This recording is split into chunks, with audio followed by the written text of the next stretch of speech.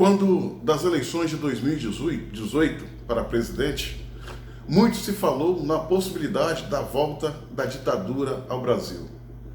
E quando os defensores dessa teoria levantavam essa questão, eles queriam dar a entender que uma possível ditadura poderia vir com a eleição do Bolsonaro.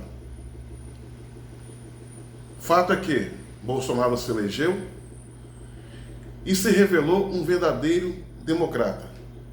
Contudo, o Brasil caminha sim para uma ditadura brutal e selvagem. Caminha rumo e ao nível da Venezuela. Mas quem está capitaneando essa ditadura que está sendo instalada no Brasil não é o Poder Executivo, não são os militares e nem tampouco o presidente Bolsonaro.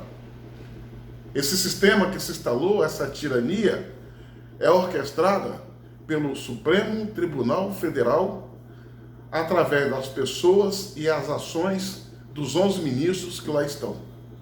Ou seja, o Brasil, aos poucos, está se aprofundando na escuridão através da ditadura de toga ou ditadura do judiciário.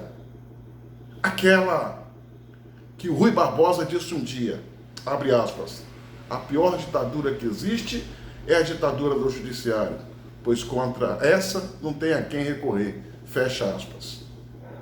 Os ministros do Supremo Tribunal Federal, desonrando aquela nobre corte, vêm tomando medidas à revelia da Constituição com claro objetivo de fazer militância política, implodir o país e sabotar o governo Bolsonaro. E as ações, elas vêm de maneira no conta-gota. Como no encontra-ação, eles vão só aumentando a sua sanha louca e tirana e inventando coisas a dar prosseguimento à instalação desse brutal regime que ora o Brasil começa a experimentar.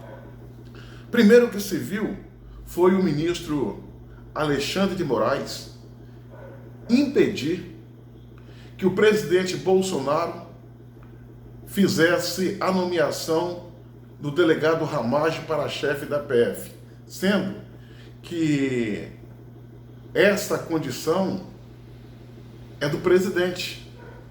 Essa atribuição cabe ao presidente fazer sem nenhuma interferência, mas o presidente aceitou e acatou, nada fez.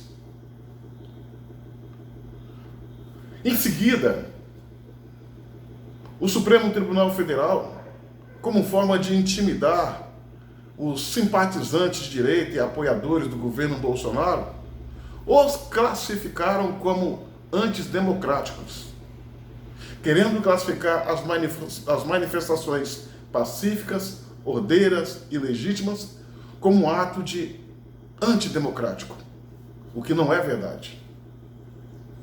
Nada foi feito, aceitou-se passivamente. O que veio em seguida?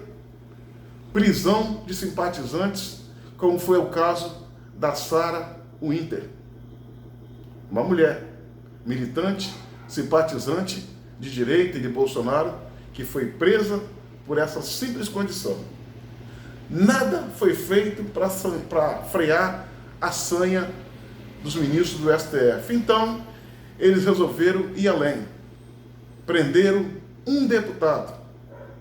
Melhor dizendo, mandaram censurar em primeiro plano, depois prenderam um jornalista, Oswaldo Eustáquio, pelas mesmas condições que a Sarah Winter, ser de direita, ser simpatizante de Bolsonaro e apoiador do governo. Diga-se de passagem, esse jornalista, segundo dizem, sofreu um acidente no interior da cadeia, da cela onde se encontrava, vindo a se acidentar, razão pela qual hoje se encontra preso a uma cadeira de rodas. Nada foi feito. Nada foi feito. Então, os ministros resolveram ir além, em especial Alexandre de Moraes. mandou prender um deputado federal pelo simples fato de manifestar o seu pensamento quando as regras, é claro, ele tem a liberdade de expressar a sua opinião, mas ainda se encontra preso. Também nada foi feito.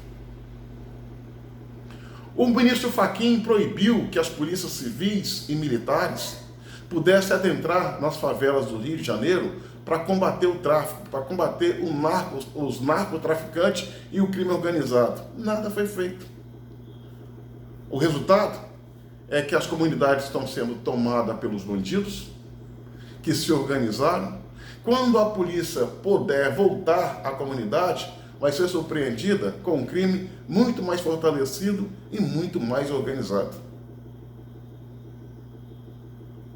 Alexandre de Moraes, de novo, ele determinou que vários canais nas redes sociais de simpatizantes de Bolsonaro fossem finalizados, que fossem suspensos, quando não penalizou outros com censura. Então, senhoras e senhores, uma ditadura começa assim. Primeiro,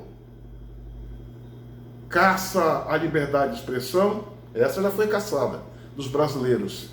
Caça a liberdade de ir e vir, caça o direito de trabalhar, o que acabam de fazer o Supremo Tribunal Federal, em cumplicidade com os governadores e prefeitos, acabaram de tirar o direito do cidadão de trabalhar, caçaram o direito do cidadão de ter acesso a alimentos. Eles agora é que determinam o que o cidadão pode ou não comprar. Os prenderam em casa sobre o falso argumento do lockdown. Governadores, à revelia da Constituição e com apoio dos ministros do STF, instalaram podemos dizer, um estado de sítio disfarçado do lockdown, sendo que essa palavra nem brasileira é.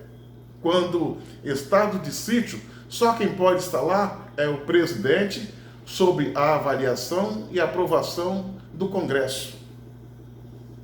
Olha, senhoras e senhores, para a coisa ficar completa, para a ditadura ficar instalada e cair o seu véu de uma vez por todas, só falta agora partir para tortura de opositores, sumiço de opositores e assassinatos. Não falta mais nada, todos os caminhos já foram tomados, só faltam essas três coisas.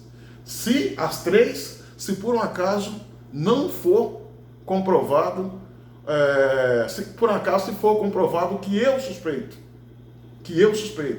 Eustáquio possivelmente não tenha sofrido um acidente, mas sim, possivelmente tenha sido torturado no interior da cadeia, vindo a parar numa cadeira de rodas. Então a situação do Brasil ela é desesperadora e nós não temos a quem recorrer.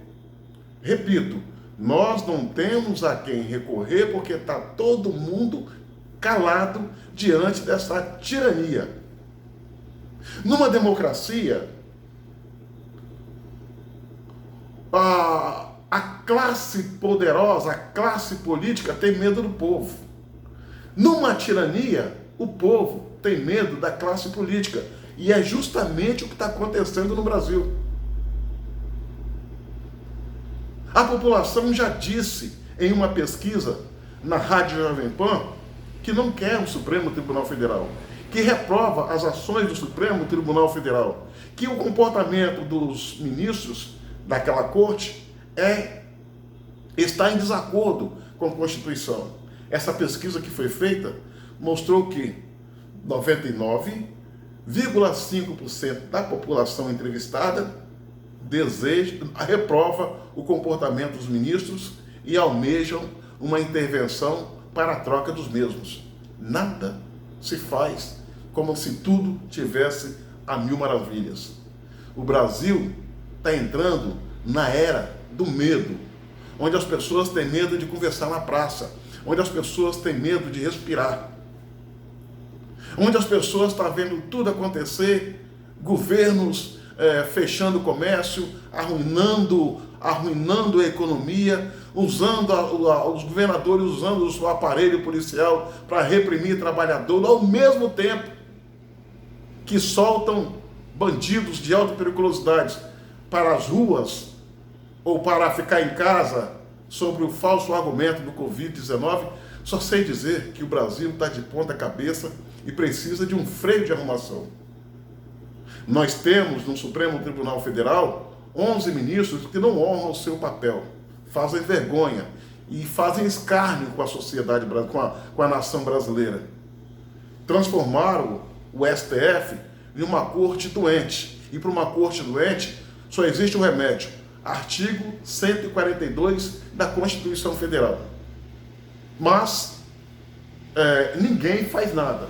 Aceita as investidas tirânicas e criminosas dos ministros como se isso fosse uma coisa normal ou como se isso não tivesse acontecendo. O povo cansa. O povo cansa. E isso pode ter um desfecho não muito agradável, não muito esperado, não muito pacífico. A população votou, foi para as ruas e votou em Jair Messias Bolsonaro para presidir esse país. E não os ministros do Supremo Tribunal Federal, que não têm voto. Aliás, eles não têm voto nem da esposa, se botar o nome em avaliação. De tão raso que eles são.